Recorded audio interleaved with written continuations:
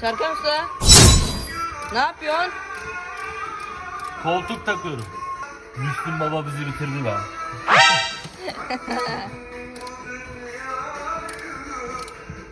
Yakarsa dünyayı, ne diyor baba?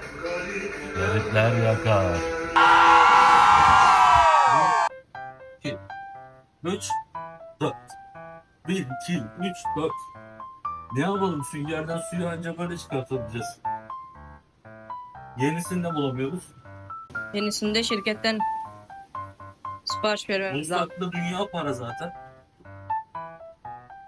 Bir tofaş parası nerede?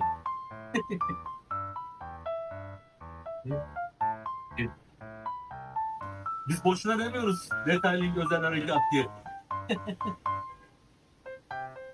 Ooo, suya bak. Eyvah! Suya bak suya. Getir, yeni bez getir. Abi şimdi sunroof deliklerini, giderlerini açtım. Tavanın içinden de bunların hortumları var. Tavanını da göster abisi. Şu arada bir hortumu var. Tamam, çok asılmaz. Şu hortumları da söktüm, temizledim. Şimdi kontrolünü yapıyoruz abi. İzle. Aşağıdan akıp gidecek suyunu. Tamam. Abi bu tarafı da açtım.